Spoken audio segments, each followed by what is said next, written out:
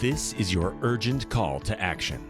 We are all called to lead in a world in chaos, crisis, and turmoil.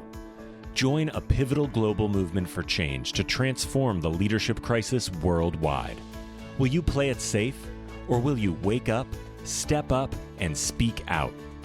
Like Nelson Mandela did for South Africa and the world, we need a radical new way to think, act, and lead, leading boldly into the future. Join host Ann Pratt, a Harvard Fellow and multi-awarded businesswoman, and unlock the best version of yourself to revolutionize leadership with what the world needs now.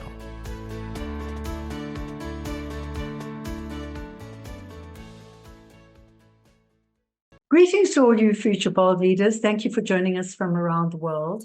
My name is Ann Pratt. I'm formerly from South Africa, and I relocated abroad to attend a Harvard Advanced Leadership Initiative Fellowship in beautiful Boston in the United States of America. Today, our thoughtful bold leader joins us from the Neath Valley in South Wales in the United Kingdom. He serves in the House of Lords in the UK Parliament. He spent 12 years in Labour government, serving under Prime Ministers Tony Blair and Gordon Brown, 7 years in the British Cabinet, and in 2007, he negotiated a peace settlement to end the ravaging conflict in Northern Ireland.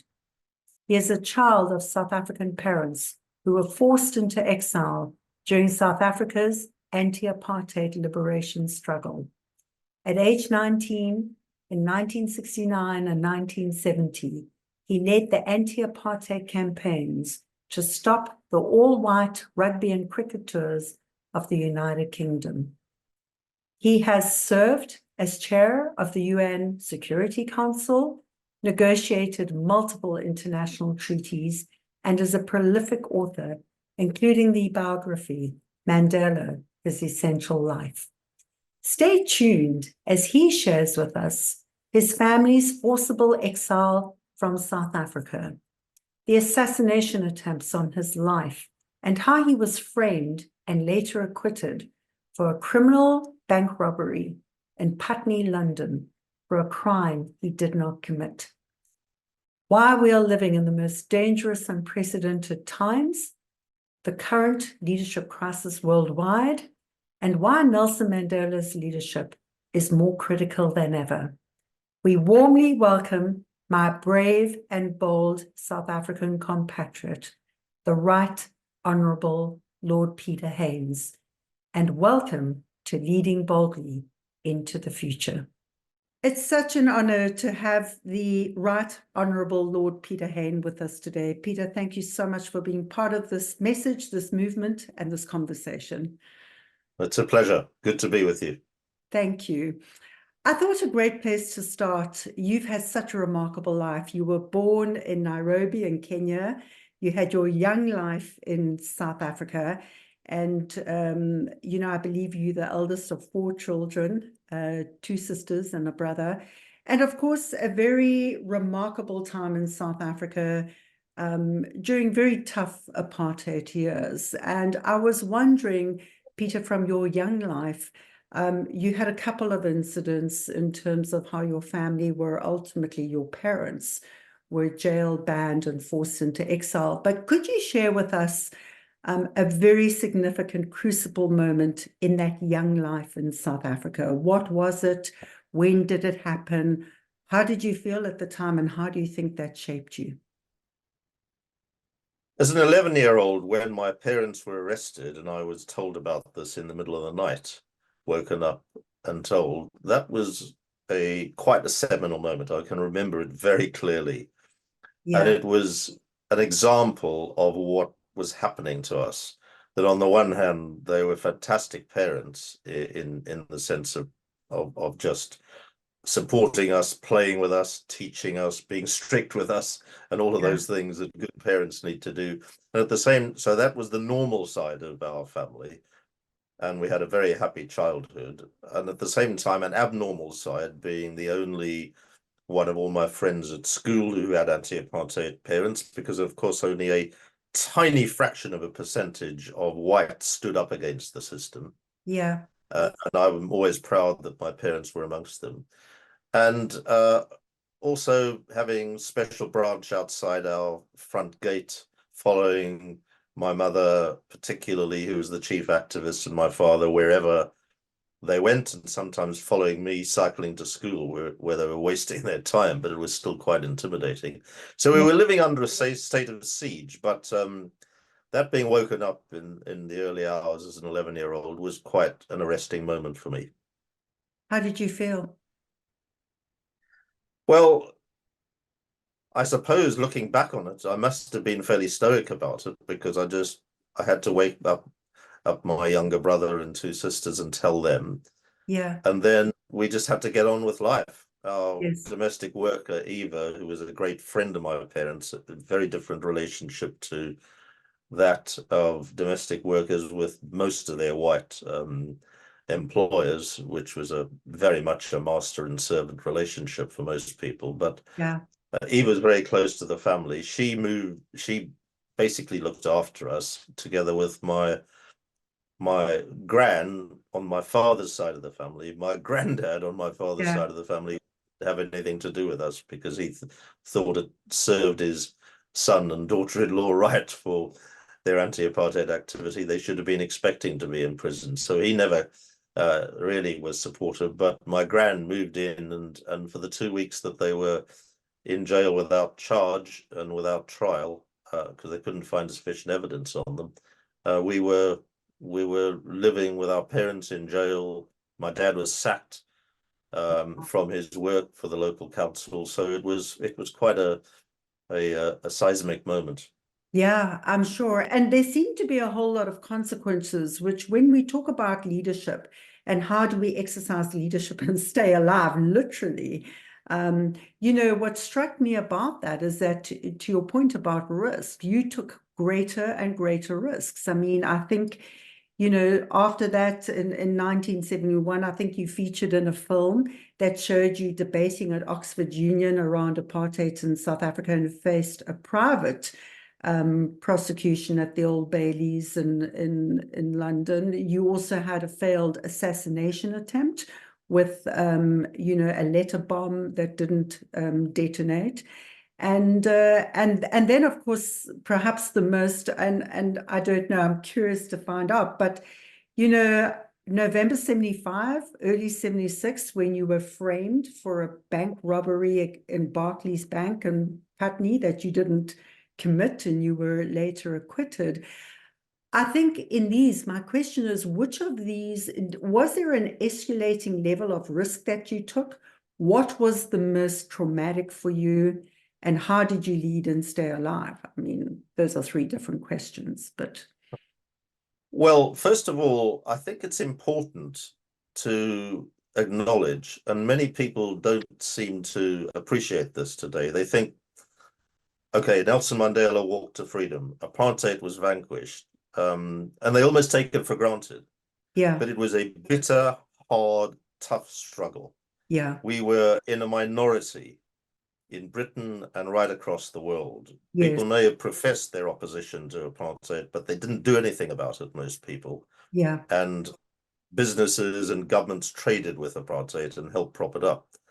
And we were vilified. I was a hate figure for stopping those sports tours, a really serious hate figure. yeah, And yes, you're right. I was put on trial for conspiracy in 1972, a month-long trial in which my lawyers were convinced that the judge was going to imprison me if I was found guilty.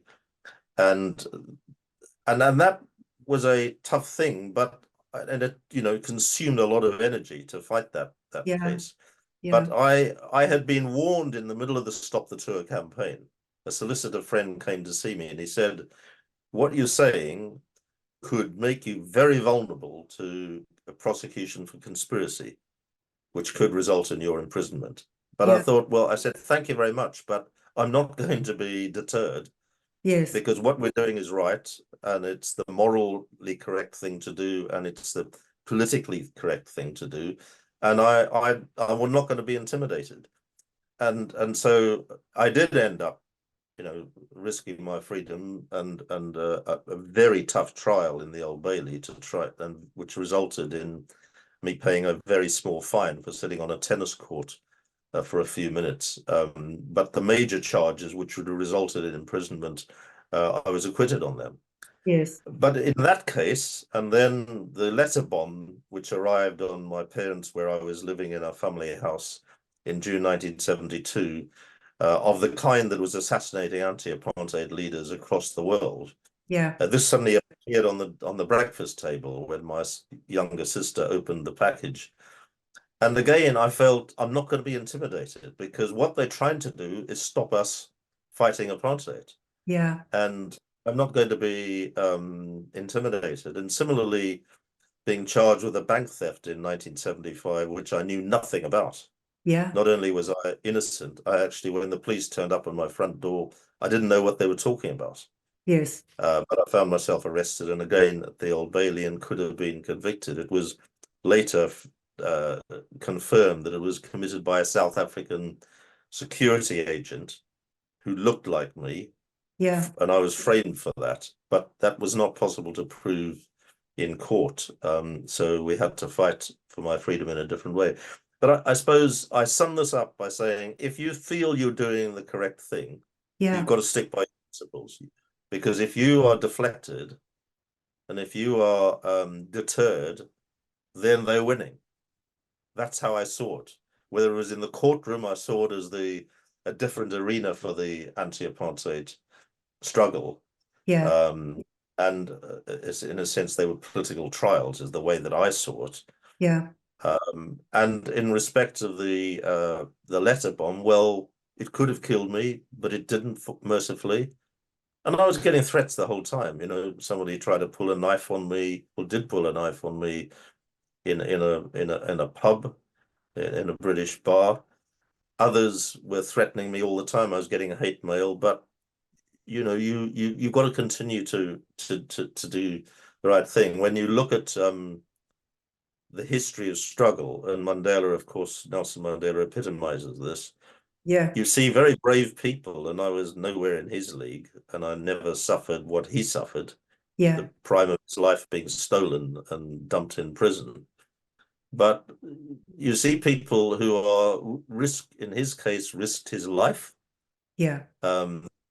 at his trial, which could have resulted in the death penalty.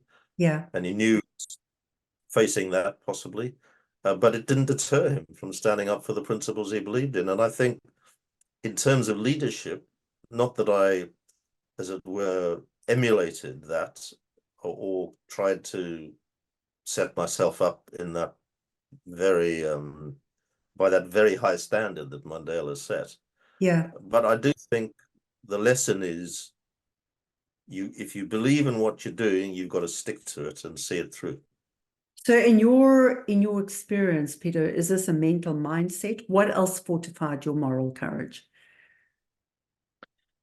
Well, I just was so convinced that what we were doing was the correct thing. Yeah.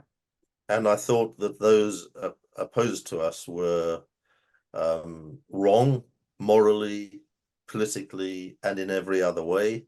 Mm-hmm. And that what they were doing was inflicting unspeakable oppression and horror on, in this case, the black majority of South Africa, and they shouldn't be allowed to continue to do that. Yeah. So it was the belief. I think too, if I look back on it, and I'm very proud of what we did, and as I was what my parents stood up for in Pretoria, where we lived, I think you know, I did some pretty risky things. Yeah. If I'd not been living at home, and if I'd had kids and was married and so on, and a mortgage to pay on a home loan, would I have taken as many risks or not? That's a question I think that, you know, I'm not sure. Yeah. But my parents sacrificed everything, the country of their birth that they loved, job, home, came penniless to London and had to start all over again. Yes. And you know, I think they sacrificed a lot more than I did. But if you're fighting a campaign of this kind, and you've got to show steel in your leadership, and you've got to stick to what you believe, come what may. Yeah. What is your definition of leadership? Well, first of all, if I'm teaching leadership, which I do principally at Pretoria University's Business School in Johannesburg, but also in Wales, where my home is in Yes, the UK and elsewhere, I distinguish between followership and leadership, and I yes, use Nelson Mandela as a case. Now, what I mean by followership is leaders often like to please the people that they, in a sense, are seeking to motivate. Now, this could be politicians with voters, yeah, it could be political leaders with their party members, yeah, or it could be business leaders with their staff members, mm-hmm. telling them what they'd like to hear Yeah, rather than what is the right thing to do. yes, And I quote the example, I always use the example of the 1995 Rugby World Cup final, yeah, Johannesburg at Ellis Park Stadium, where South Africa, the Springboks were playing the All Blacks yes, from New Zealand, and yeah, the world-beating All Blacks. And the All Blacks, the New Zealanders, were expected to win this. So the Springboks went into the game as the underdogs. yeah, And Nelson Mandela, as the president, a year into his presidency, decided against all the advice, the yes, fierce advice of his closest confidants and his party officials on the national executive of his ruling African National Congress.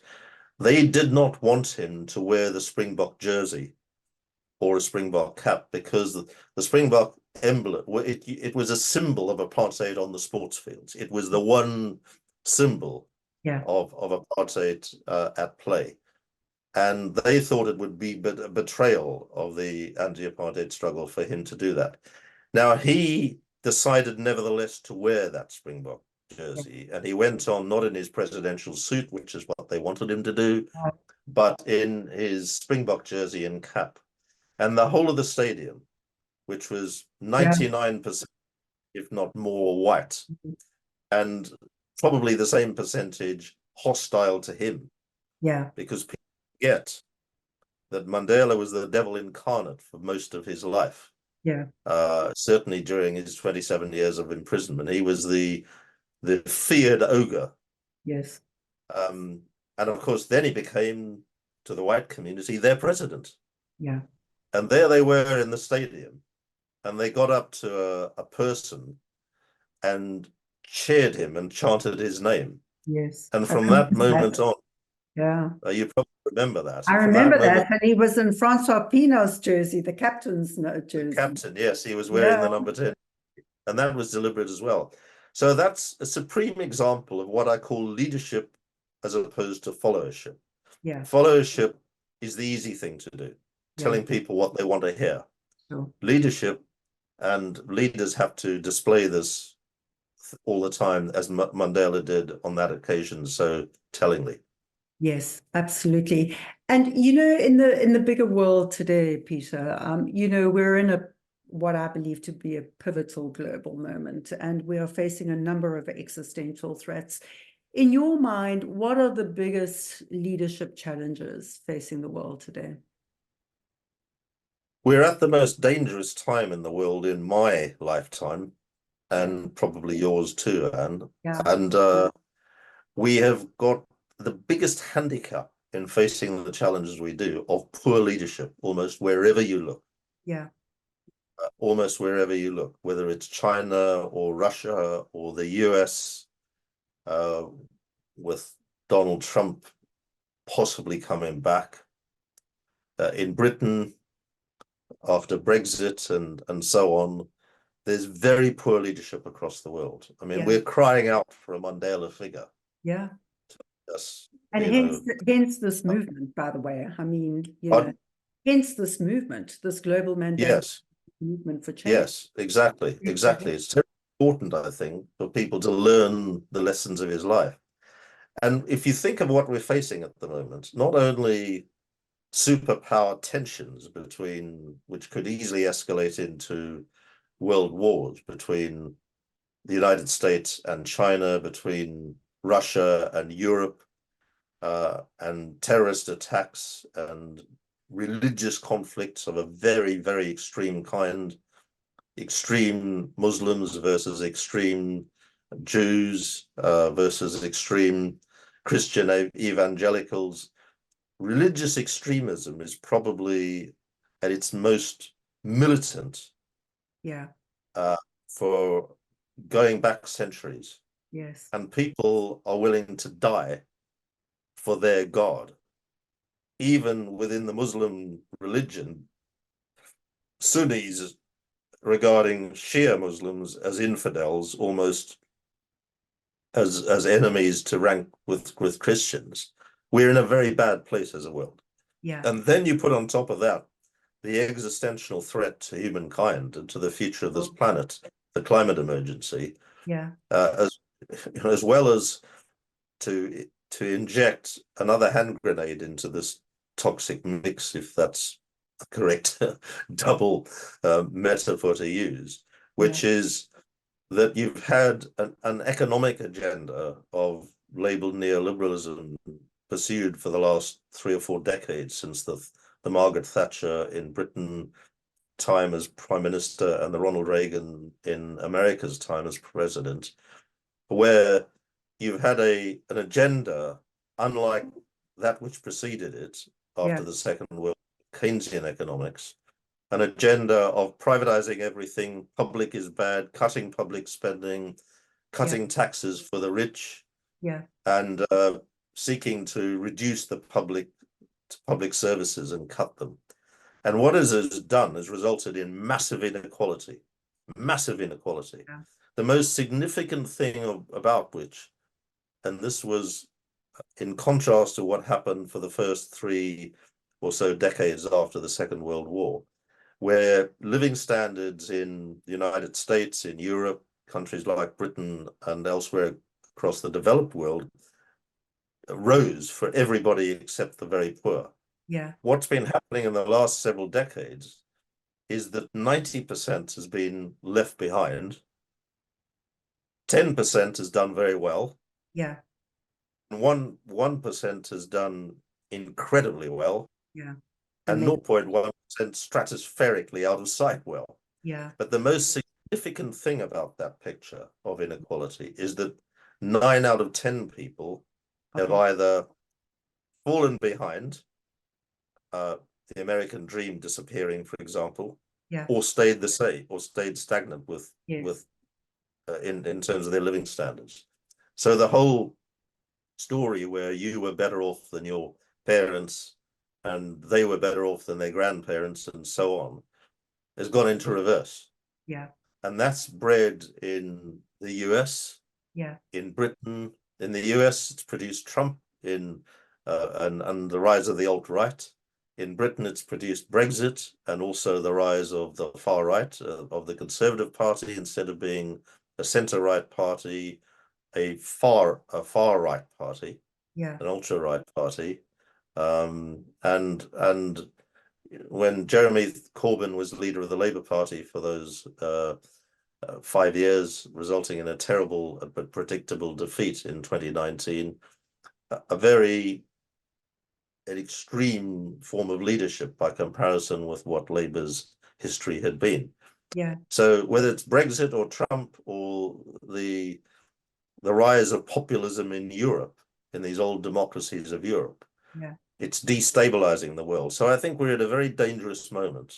And I think I don't see an easy way out of it, except by good leadership, and there isn't much sign of that at the moment. Yeah, and hence the need to be doing this work, to help remind our generation. Yeah, and hence, if you think of the way that Nelson Mandela became a towering global icon, it's because he stood for certain values. Yeah.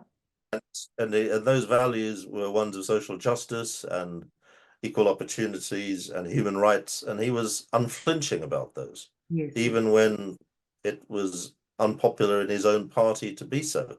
I remember him warning about the curse of corruption as president. When he was president, saying that he could feel the corruption coming on in his own party. Yes. He always displayed very honest, direct forms of leadership. And we could do with that, if we could do with somebody of his, not that I think there ever will be or ever was somebody of his stature, but at least the rest of us could try and aspire to be as best as we can against that incredibly tough yardstick and an example that he set. Not that he ever claimed to be a saint, by the way. No, he didn't. And Very, we're going very to come to that because I think that's an important, yeah, exactly right, Peter. Shifting back to Mandela, when he passed away, I think described him as a friend and a hero and an icon of icons. And you've had so many magnificent, I'm sure, Mandela moments. In fact, I was reading and curious about your time in Cardiff in June 1998, his first and only visit to Cardiff, when he won the Freedom of the City Award, and his engagement with children. I recall 2 years later when you went to Brighton for the Labour Party conference and, true to Madiba style, asked about your family and insisted on speaking to your mother when she had a fractured femur.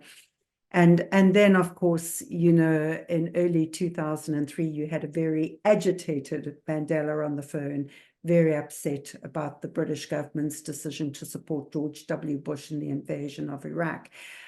So you've had these multiple different moments, and I'm sure so many more, Peter. But the question I have is, what is the most powerful Mandela moment that has stood out for you, that has radically shaped the way you have evolved and developed yourself in terms of how you think, act, and lead in the world? A couple of points. One was reading and hearing over a crackly audio recording his speech at the Rivonia trial in 1964, when he, against the advice of his lawyers, delivered that inspirational speech of defiance, saying, I'm not going to apologize for what I've been doing. I believe in these values, and I'm going to continue to be proud of asserting them. And why his lawyers advised him not to say that is because it was just before he and his colleagues, Rivonia trialist colleagues, were sentenced by the judge. Yeah. And they were facing the death penalty. Yes. And instead of making a speech in mitigation to say, look, I'm, whatever you think of me, I don't think I deserve to be imprisoned, and maybe, I could reassess what I've done and so on and learn from it and blah, blah, blah. He did the very opposite. He said, these are the principles in which I believe. I've fought against white racism, and I'd fight against black racism. And he, in a sense, laid out his creed and was not apologetic at all. Yeah. It could have been described as a defiant speech. Yes. Provoking the judge almost to hang him, which would have happened. And in fact, he was given a life sentence. So I think that if anybody wants inspiration to read about that moment, to hear the crackling audio, and to understand the significance of it, I think had a very important effect on me. The other thing, amongst many others, is that I sort of pick out is his lack of bitterness towards his enemies. Mm-hmm. And I think Mandela, certainly in the latter decades of his life, was not a hater. Yeah. Often in politics and in life and death struggles like this, you hate your enemy. Yes. He didn't. He tried to understand his enemy, his oppressors, the white minority, Afrikaner minority, ruling minority that were imprisoned and killing and torturing his people, and studying their culture and understanding them. And that taught me a lot, for example, when I came to negotiate in Northern Ireland to achieve a deal in 2007 to bring the bitter old blood enemies together to share power, was to really try and get under their skin, both sides, to understand them much better.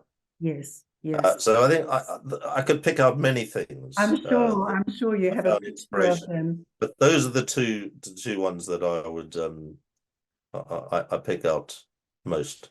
And I'm also struck about the book you published in 2018, Mandela, His Essential Life.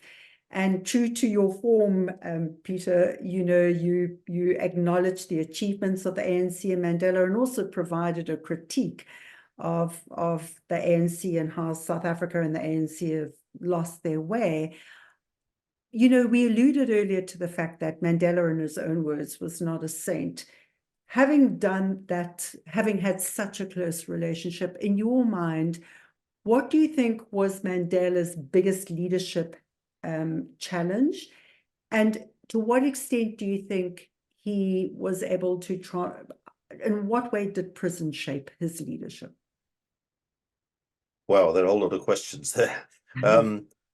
That biography, Mandela's Essential Life, is there's lots of books on him. Sure. Much more scholarly than mine, that I drew upon. But this is the only short readable one. If somebody just wants to, because most of the books about him are 800 pages, including his own Long Walk to Freedom, an inspirational book, but it's a long book. Sure. This one is a short one. If you just want to read about his essential life, then I would say this, wouldn't I? But that's probably the one. In terms of I think the lessons that you keep taking, it is, and the question you asked me about what was most difficult for him, I think it was him coping with the fact that he had abandoned his wife, not out of choice, but because he'd been imprisoned. And remember, when he went into prison, his two young daughters were tiny.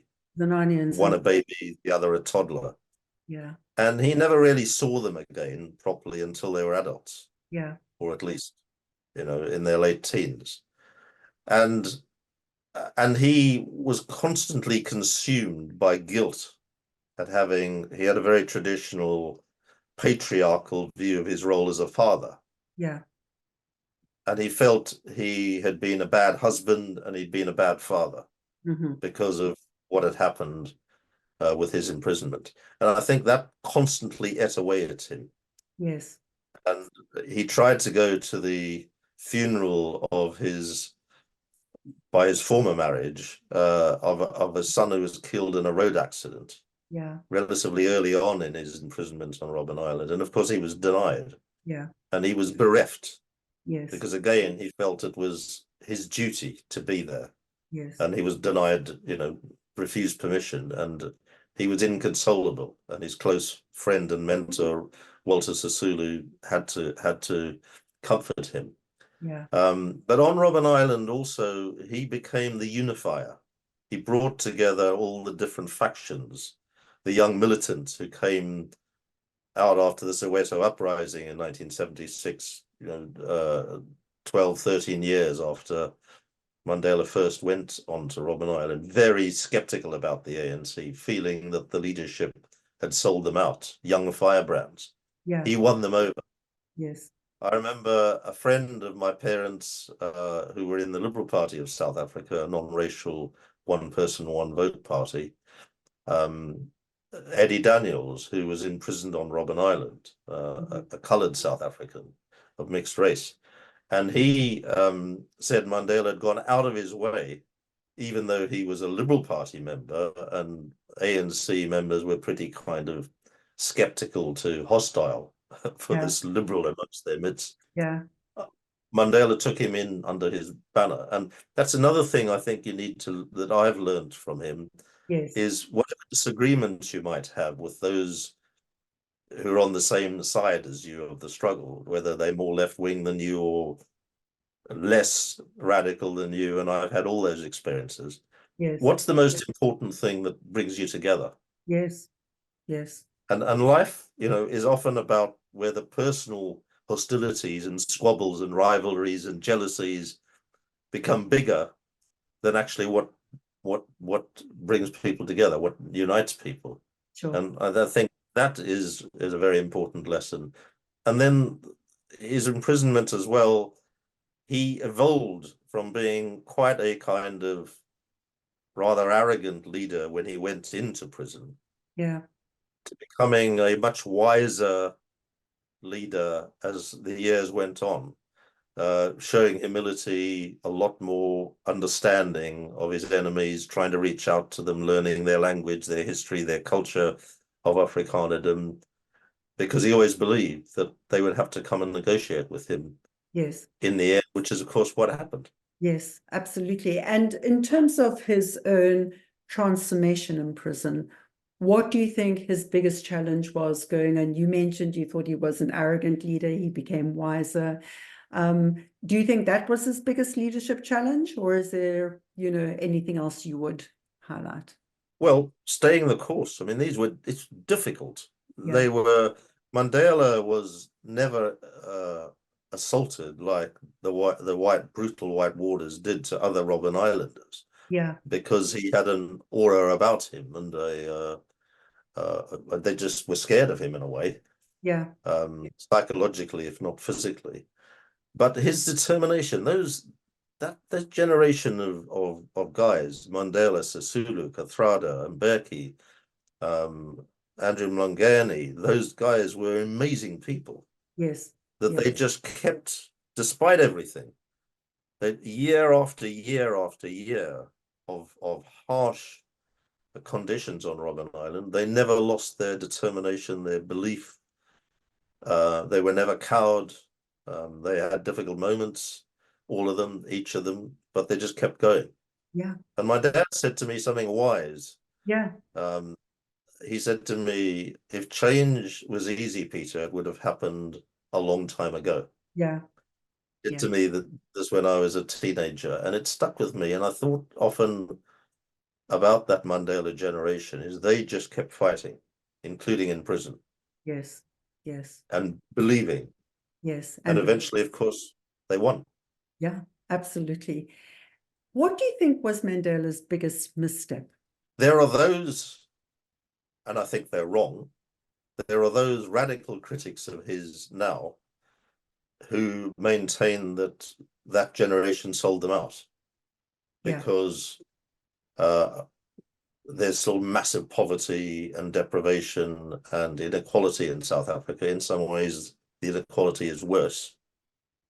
Although it's now those at the top are not just white, they're black as well, different elites. Yeah.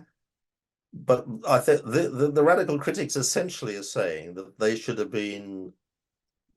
taken over the economy, the ANC, Mandela should have taken over the economy, expropriated businesses from the white minority, because although a black majority ran the government, effectively the deal meant that the white minority continued to run the economy. Yeah. Albeit with a black empowerment imperative to involve increasing numbers of senior black figures in the business world and turning a number of them into billionaires. But that the fundamental divide between those at the top and those at the bottom hasn't changed. And so people are saying that they should have been much more radical and almost been revolutionary at the time. But my answer to that is very ahistorical. The forces ranged against Mandela and his African National Congress were massive. Yes. White still ran the army, still had all the guns, still had all the tanks and the ships and the helicopters and the rest of the armed might of the apartheid state, the security apparatus, the sheer power of it all. And yes, they had been forced to concede democracy because the country was going to plunge into civil war and economic chaos otherwise. They didn't change out of the goodness of their hearts. Sure. President de Klerk may have been justified in getting the Nobel Peace Prize, but he didn't do it because he had a sudden conversion on the road to Damascus that he his apartheid hinterland, the entire 2 decades he'd spent as an apartheid cabinet minister, was all wrong. No, he wanted to save the country and save the white minority from, a terrible fate. So, and I think that those who criticize the Mandela generation for not being more radical are not understanding the historical moment and the forces ranged against his party and his movement and his people. And also, they're blaming the wrong person, because the fact that there hasn't been as much economic transformation since 1994 as there should have been, yeah, is not Mandela's fault particularly. yeah, It's actually the fault of the ruling ANC government to distribute and empower people more than has happened. Now, a lot has happened, and change is hard. I was an impatient young radical when I was stopping sports tours. I didn't really understand how hard it is to bring about change. yeah, I did begin to understand that much better as a minister. yes, Really hard to deliver change. yes, It's easy to make speeches and deliver sure, legislation and government statements and policy papers and so on. That's the easy bit. yeah, Actually delivering it on the ground is much tougher, especially in a world, as I described earlier, where inequality is now a ubiquitous, universal characteristic of the world in which we live. And South Africa can't be insulated from that. absolutely. And I take your point, you made the point up front, Peter, that you think that these critics are wrong. So in your view, having had this close connection with him, and of course being a very powerful, political figure in your own right, what do you think, in your opinion, was his biggest misstep from your perspective? I don't really think there was a major misstep. I don't think I can't think of anything other than we all make mistakes. Sure. And he undoubtedly would have done throughout his long political career. But I can't think of any one time where he made an absolutely fundamental mistake. And there are not many top politicians you can say that of. Yeah, for sure, for sure. Just shifting tempo a little, a couple of fun facts. What would you today say to your 19-year-old self? I would say, well done. Mm-hmm. And I'm proud of you, not in some egotistical way, but looking back on it, quite a lot of determination and courage was shown to battle through. And I'm proud of what I did as a 19, 20-year-old.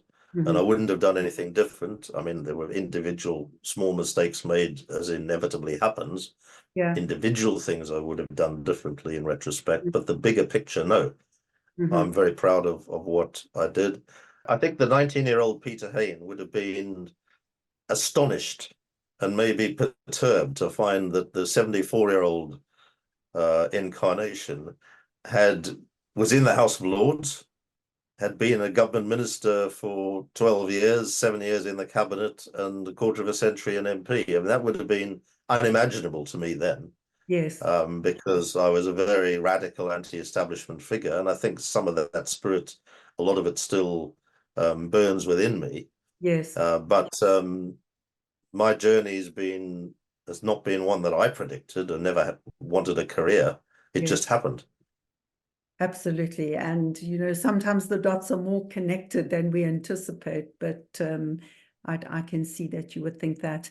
If you had to complete the sentence for you, success is? Success is trying to be true to your principles whilst achieving positive outcomes. And it's very easy to make big speeches and spout slogans. It's much harder to deliver change. Yeah, yeah. And what is one thing that few people know about you, Peter? That I'm a Formula One fan. Aha. Or a Chelsea football fan. Yeah. Or a Swiftie. Or a Swiftie. Okay. Taylor, Taylor Swift fan, Taylor Swift which fan. Yeah. rather imagine and rather astounds my young grandchildren. Really? Well, I hope it encourages and inspires them too, Peter. Yeah, she's remarkable. In our kind of final moments together, just coming back, do you think Mandela's leadership is relevant in the world today, and if so, why? Oh, absolutely. His leadership's never been more important, and the example he set never more significant in a world of immense threats, from the climate emergency to great power rivalry and cyber attacks and terrorism. This is a very dangerous world. Yes. And I think if our world was being led by Nelson Mandela at his best, we'd be in a much safer place. What do you think Mandela would say to South Africa today? He would be dismayed about the extent of corruption and the way that that has allowed essential utility services like water and, above all, electricity, and the disappearance of a proper mail service. So you can't get a letter posted anymore. It's got to be by private courier. The collapse of local public services and infrastructure from the national level to the local level because of corruption and cronyism. It's not just corruption, it's appointing incompetent people because they are mates of yours, rewarding them with a salaried job when they can't do the job. He would be dismayed about that. But I think he would say to the young generation, and it's something that I've come to understand much more in much more crystal clear terms, that the battle is never won.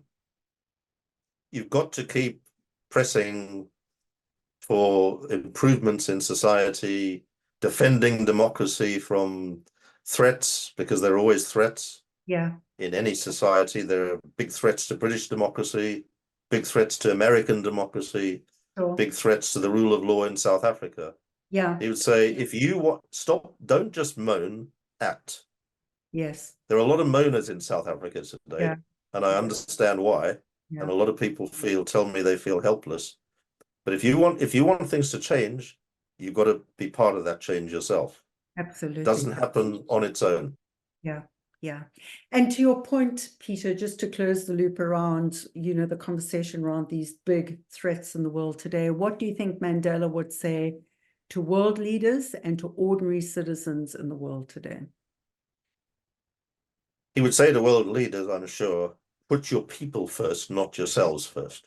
There are too many world leaders that are thinking about themselves and their own narrow interests, their own potential or actual wealth and enrichment, and clinging on to power in many cases longer than they should do. Whereas he stood down voluntarily after only one term. He could have served 2 terms as president. I think those would have been his main messages in a very dangerous world full of threats. And to everyday citizens of the world, who are battling with the Don't lose hope. Don't lose hope. The triumph of humanity over evil is something to cling on to. But to everybody, if you want change, you've got to be an agent of change for yourself. You can't expect others to do it. You can't moan because politicians don't deliver what you want them to do. You've got to act yourself. You've got to start try to change even the small things you can influence. You could be the best teacher, the best nurse, the best doctor, the best cleaner, the best car mechanic, the best engineer, the best technician, just to do your very best in whatever situation you find yourself. Well, on that very note of doing your very best, to the Right Honourable Lord Peter Hain, I think Mandela says said it best, that without, a person like Peter Hain, who was a leader of the anti-apartheid movement, Mandela perhaps would not have been there and South Africa would not have been a free country. So as we say... I think he was being overgenerous. Well, I know you said that then, but he certainly, it came very authentically from the heart, Peter, in terms of the role you played in the anti-apartheid movement, your contribution to Mandela's freedom and to the freedom of South Africa. And as we say in South Africa, Ngiyabonga kakhulu, thank you. And I'm so excited we're working together in this message and movement. Thank you, and all the best. Thank you. The Right Honourable Lord Peter Hain serves in the House of Lords in the UK Parliament. He spent 12 years with Labour government, serving under Prime Ministers Tony Blair and Gordon Brown, and 7 years in the British Cabinet. Listen to Peter's young anti-apartheid activist life and how he led the 1969 and 1970 campaigns to stop the all-white rugby and cricket tours of the United Kingdom made me think about the high risks that come with boldness, with disrupting the status quo, and with being branded as South Africa's anti-apartheid public enemy #1. Peter endured the forcible exile of his family from South Africa, assassination attempts, and being framed and later acquitted in a criminal bank robbery in London for a crime he did not commit. So how do you lead and stay alive? Leadership has an upside and a dark side. The upside, we get to inspire others through change. The dark side, there are attempts to take you out when you challenge the status quo. Leading change requires that we firstly rewire the organization, and secondly, that we rewire and reskill the people. When you disrupt the status quo, it comes with a profound sense of loss, the loss of daily habits, the loss of old loyalties, the loss of entrenched identities, and the loss of current thinking. When people go through that kind of process, they often feel incompetent, disloyal, and push back. So how do you survive? There are two parts to focus on. The first is an external focus on the organization to stop you from being taken out. And the second is an internal focus on your own needs and vulnerabilities to ensure that you do not self-sabotage and run the risk of executing your own demise. If we focus on the organization, the external focus, and what are the steps and tactics we need to adopt? The first is to operate in and above the fray. Be part of the action, but remember to step on the balcony and watch the action and play to get a different perspective. The second is to court the uncommitted partners, allies, and opponents. It is usually the uncommitted that will determine your success. Keep your allies close, but keep your opponents closer. Thirdly, it's really important to publicly acknowledge the pain and losses, to practice what you preach, and publicly recognize your part of the mess. When the finger is faced only forward, you become the target. Fourthly, it's also important to cook and moderate the conflict. Give people a safe place to bubble over, moderate the heat, and manage the temperature range and tolerance as the temperature drops and rises. And finally, place the work where it rightfully belongs. Resist being Superman that flies in to save the day, and let the people do their work. When it comes to the internal focus and how do you manage your own needs and vulnerabilities, it's really important to regulate your personal hunger for control and self-importance. When people depend on you, they will ultimately resist and resent you. And secondly, anchor yourself. Find that beautiful sanctuary where you can reflect on the day's journey. Find that trusted confidant that you can offload without feelings of holding back or having judgment or contempt. And importantly, define and distinguish between the personal and the professional you so that you can detach from the criticism against change that automatically flows. So until next time, remember that leading boldly is about making thoughtful, clear choices. And bold leadership is about taking bold action, just one small step at a time. One step for you, but together, a giant step for humanity. So take care and take thoughtful, bold action.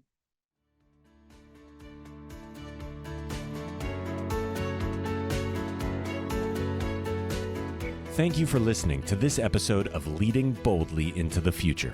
Please find links and connections mentioned in this show in our blog and never miss an episode by subscribing at anne-pratt.com. That's ANNE-PRATT.com. May these insights from inspiring industry leaders, remarkable disruptors, and courageous champions of change bring forth a brand new you, emboldened, empowered, and ready to inspire hope. Come back soon, share with your friends, sign up on anne-pratt.com and join our movement for change. Why? Because the world needs you to lead boldly too.